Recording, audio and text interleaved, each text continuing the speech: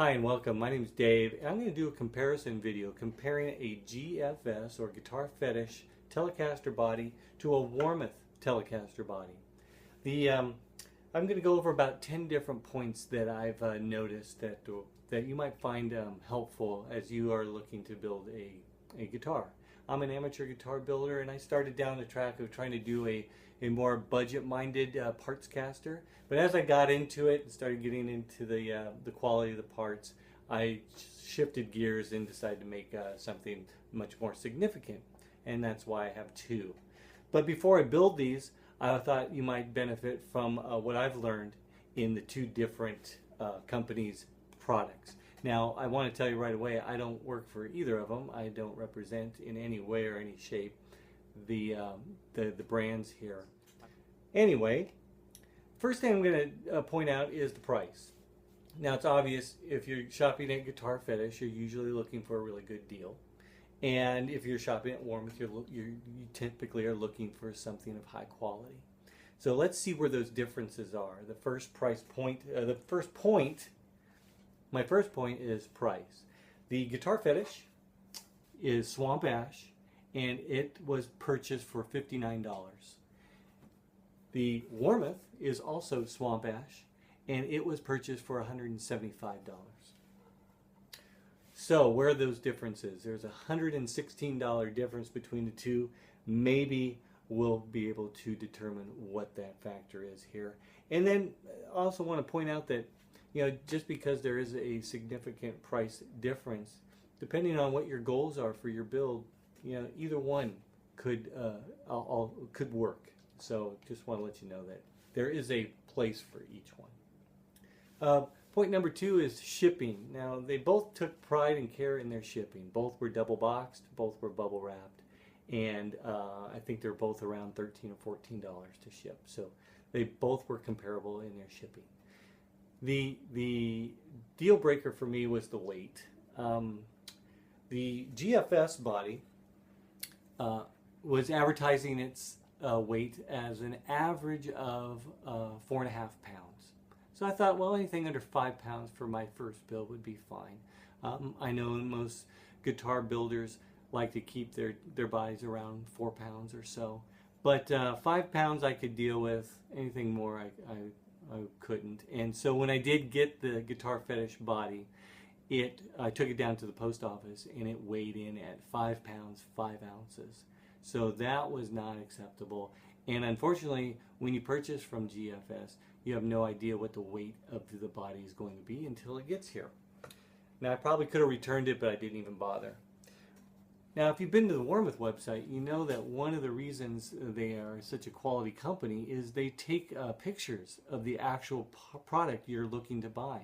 That way you can see the grain patterns, you can see the weight differences, and then they also allow you to do some routing options at that point too for additional costs for some of that.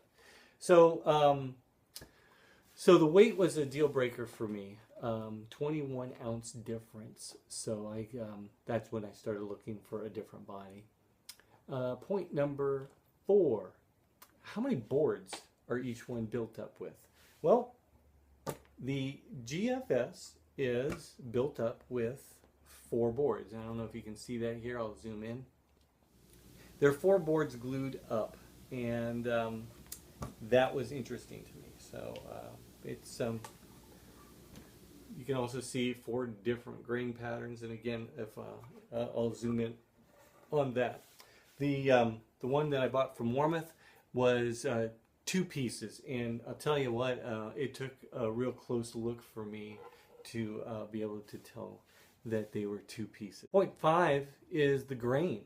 So now on the GFS, as I just pointed out, the grain pattern is very different between the 4 boards. It's very easy to see the differences, especially at the butt end of the guitar.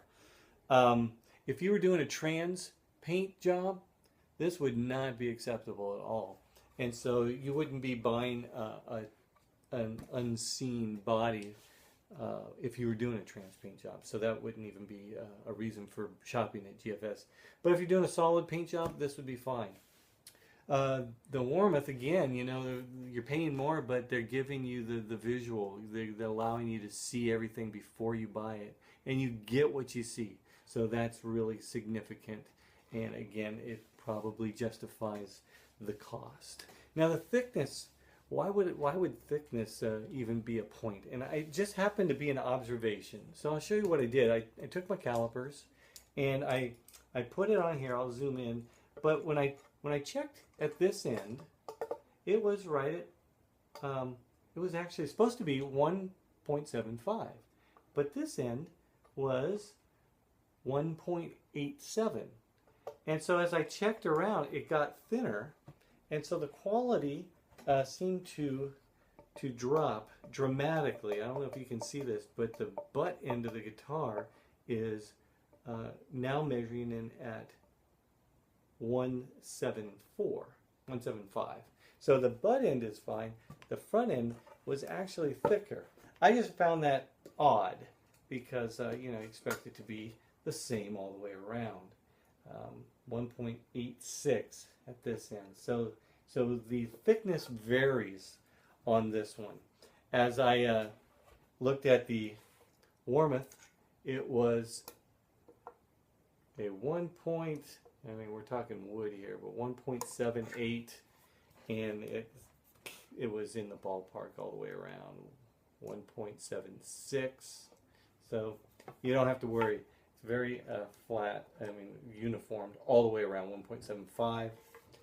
So the thickness was different, and I think that just represents the quality, but that's my opinion. Now another point I wanted to look at was, well, that started getting me concerned, well, is it flat? So I got my StewMac straight edge, and when I looked at it this way, yeah, it's actually very straight on the GFS. But when you look at it this way, you got some rocking. You got some rocking going on. It's not flat. You can really see it here, and I'll zoom in on this, but it's cupped and it's not uniformed all the way around. So this one has a bow to it, actually a back bow. Now on the Warmoth, absolutely perfectly flat. You're not going to have to worry about quality control on this because no matter how you look at it, it's perfectly flat. The finish. Now, yeah, they both are unfinished, but there is a remarkable difference in just the way they feel. The Warmoth almost feels like you don't even need to sand it. It is so smooth. It's just beautiful. This one, you know, just needs more sanding. The radius on it is a tighter radius than the one here. Now, these are standard, not vintage, but they do have the vintage bridge.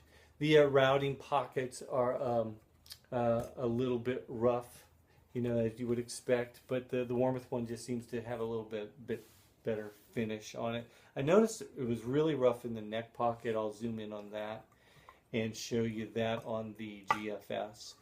And then also for routing, that is point number 9, it is set up for vintage style bridge, but they don't give you the mounting holes, whereas Warmoth gives you those holes. Also, I noticed in the routing that on the GFS, this is just an observation. It's not represents any quality or anything. But when they drilled the cable chaseways, whatever you want to call that, they drilled through here and into this cavity and then into the control cavity. Whereas Warmoth, they shot through the first pickup, the neck pickup cavity into the control cavity instead of going across here. And so I just found that unique. Now I also want to mention on the Warmoth website, included in their price, one of the options is the routing. And for the $175, you know, it comes with the standard teleconfiguration, but you can have them reroute these pockets for, say, a P90 or a mini humbucker, a regular humbucker, either one. And then they'll also give you a third option for a third pickup. Again, no extra charge. So I just wanted to point that out, that is a nice feature that Warmoth offers that's included in their price. And then the last thing, I did want to look a little bit closer at the neck pocket, and I was pleasantly surprised that the GFS does fit a Warmoth neck, very, very comparable to the sizing of the Warmoth body. So you can put a Warmoth neck on a GFS Tele body. That's probably one of those questions that everybody is interested in knowing. So in general, you know, this is certainly usable depending again on the quality of the build you want to do and what your expectations are, but I'm sure you can make this a player with just a little bit extra work. You know, the Warmoth is just ready to go, so and it's going to be beautiful, it's going to be lightweight, and you get what you see on their website. So for me, it was worth the price difference, and I just, you know, when you're putting quality parts in it, you want everything else to represent that. But if you're doing like an eBay parts caster, you know, this would be certainly something to consider and make it work. And a lot of people do buy these and make it work. For me, I think I'm going to salvage this. You know, what do I do with this?